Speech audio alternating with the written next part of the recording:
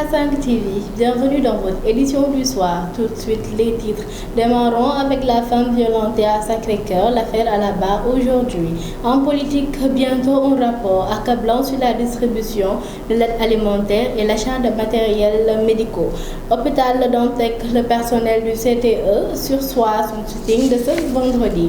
Jannatou, violente bagarre entre des disciples de Sokhna Aïda et de Serigne Saliou Thioune. Hausse des tarifs Illimix, Macky Sall convoque le DG de la Sonatel au palais. Aïda Mbodj décroche son doctorat avec la mention honorable. Manifestation anti-Ouattara au moins 4 morts à Abidjan. Dans un instant, le développement.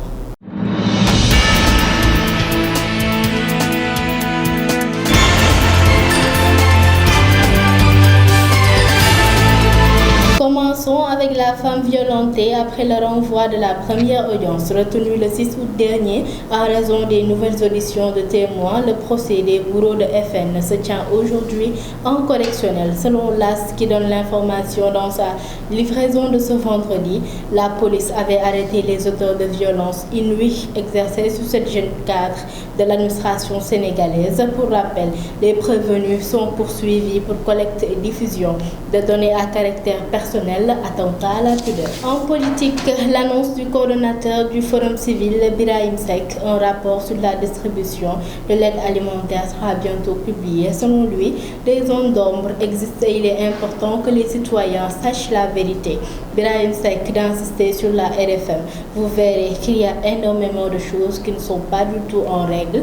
Nous, on ne doute pas et c'est une certitude qu'il y a des zones d'ombre énormes, non seulement dans la distribution de l'aide, mais également dans les achats de matériel médical. En santé, le personnel du Centre de traitement des épidémies CTE de l'hôpital Aristide Le Dantec de Dakar a finalement décidé de surseoir à son mouvement d'humeur qui comptait débuter demain, vendredi, devant la dite structure hospitalière.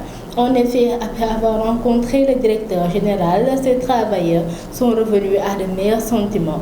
Pour les motifs évoqués, le personnel déplorait, entre autres, le non-paiement des primes de motivation mensuelle estimées à 150 000 francs CFA octroyées par le ministère de la Santé et de l'Action sociale.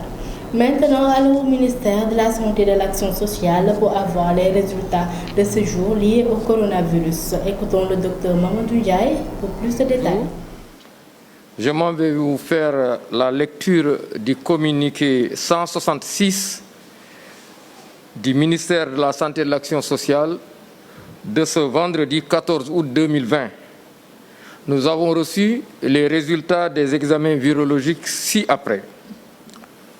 Sur 1952 tests réalisés, 132 sont revenus positifs, soit un taux de positivité de 6,76%. Les cas positifs sont répartis comme suit. 52 cas contacts suivis par nos services et 80 cas issus de la transmission communautaire. Ces chiffres démontrent la gravité de la situation, restons prudents. Parlons de la bagarre entre Thiantakoun, du nouveau dans l'affaire de la bagarre nocturne entre disciples de Serigne Saliou Thioune et Sokhna Aïda Diallo. Les 8 partisans du Khalif de Serigne Cheikh Béthio Thioune arrêtés hier ont été libérés le même jour, mais ils devront retourner au commissariat spécial de Touba. Ces derniers sont visés par le délit de violence suite à une plainte déposée par des disciples de Sokhna Aïda Diallo. Venons-en à la hausse des tarifs Illimix.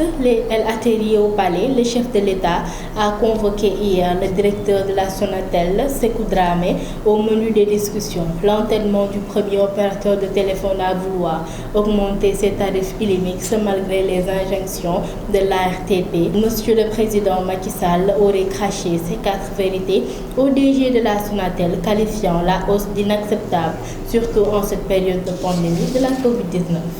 À Mbour, les populations ne verront pas le Kankourang et n'assisteront pas au Navétane cette année.